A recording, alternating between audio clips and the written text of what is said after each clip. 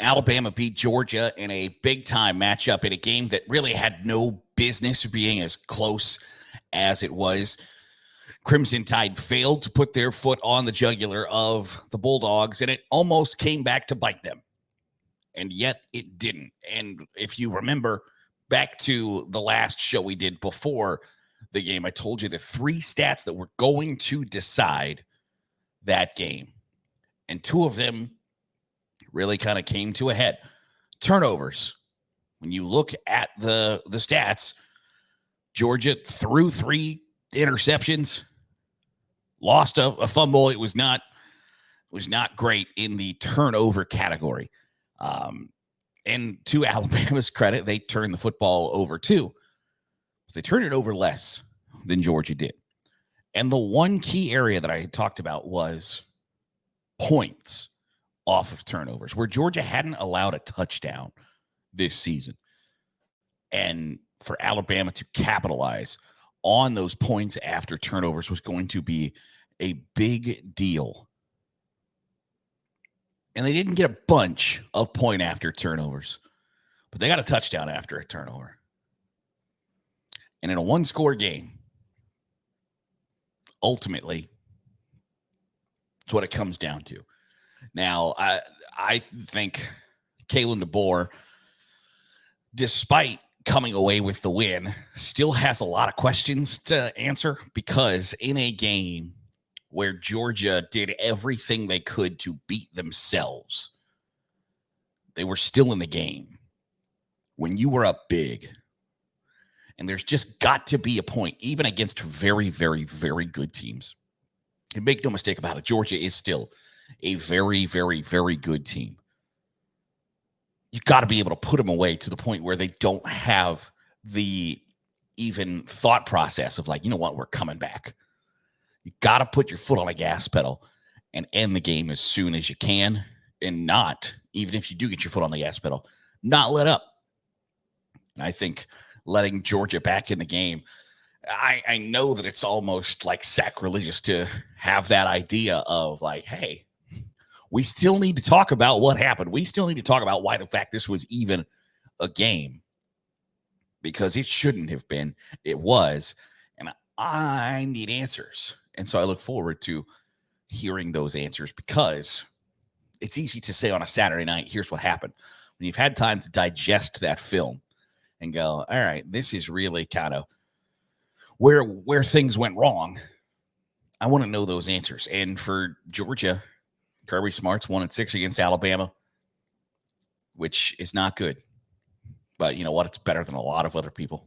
It's better than a lot of other programs that have touted themselves as the top of the college football mountaintop. But at the same time, I don't know that they have the questions that Alabama does, which is weird. Alabama won the game. And I don't think Georgia has questions. Georgia knows what happened. We gave away a football game. We turned the ball over entirely too often. We beat ourselves as much as Alabama beat us. There aren't questions there. There isn't a like, well, how do we make sure this doesn't happen again?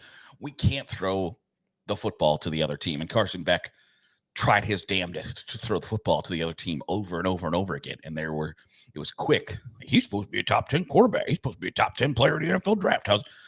You have a bad night every once in a while. You know what? He dragged their ass back into the game. So they don't have the questions that Alabama does. Alabama has questions, which is weird. After a win at home, when you were the underdog for the first time since George W. Bush was president, you're an underdog. You win the game, and I think they've got more questions than Georgia does. Georgia's just got to like, hey, we can't turn the football over. That's the one thing you really kind of got to rectify. But I want to hear those answers from Alabama, because I'm really interested in the thought process from Kalen DeBoer. Little short show today. The voice, not great. I do want to give the Sunday Stiff Arm Trophy update. I would still, my Heisman Trophy ballot, if I had one, I don't. If you have a way to get me the Heisman Trophy ballot, hey, I'd take it. I would still vote for Ashton Jeanty, the running back from Boise State, as my Heisman Trophy winner. He had another very nice night. 26 carries, 259 yards, 4 touchdowns as the Broncos gave Washington State their first loss. Ashton Jeanty, through the month of September, has been the best player in college football.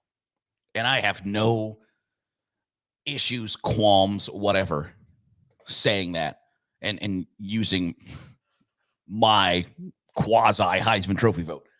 82 carries, 845 yards, 13 touchdowns, averaging 10 yards per carry, 13 touchdowns. I think had 13 touchdowns all of last season. 14 touchdowns last season, 1,300 yards. Has 845 yards and 13 touchdowns right now with a lot of football left to play for the Broncos. So Ashton Jeanty would get my Heisman Trophy vote. Jalen Milroe would be second. What he did, not only on Saturday, but what he has done through the college football season. He's 27 of 33 for 374, 2 touchdowns on Saturday, and went over the number 2 team in the country. Also rushed for 117 yards and 2 touchdowns. I was incredibly harsh to Jalen Milroe last year, especially early in the season, to where I talked about Alabama's offense was not even a high school offense with Jalen Milroe at quarterback. It was, we're going to snap it to him. He can run the football, or he can throw it as far as he can in hopes that a wide receiver goes and gets it. And that was true. The improvements that he has made have been remarkable. And I think, in my opinion, he's been the second best player in college football. And then Travis Hunter, wide receiver, defensive back. He's the best defensive back in America. I don't know that it's super close. I don't think he is as great in the offensive side of the football as, like, he's still very good. But there are people who want to call him the best wide receiver in America, and I don't think he fits that bill. He's still, very good, and I don't think that's taken a whole lot away from him. But I'm going to have a hard time, and whether this is fair or not, I'm going to have a hard time voting for somebody to win the Heisman Trophy on a team that I don't know is going to do a whole lot from here on out. They're 4-1, and they've got a lot to be proud of, a lot to be excited about. And I think he's going to remain on those lists. But the idea that, like, you have to vote for him because he plays offense and defense. You know what? Like, there are a lot of players who could do that. Their coaches don't let them do that. And I think it's a benefit that Travis Hunter plays for Deion Sanders, that Deion Sanders lets him do that.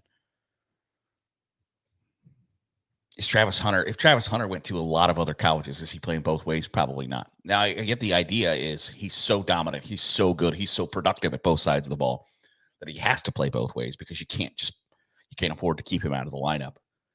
I think and believe me, I am pro let guys play both ways. I am pro, hey, if you are good enough, do it. And I think more programs should adopt the idea that Colorado is doing. But if he played at a lot of other schools, he would be viewed as a first-round pick, top 10 pick, because of his defensive prowess.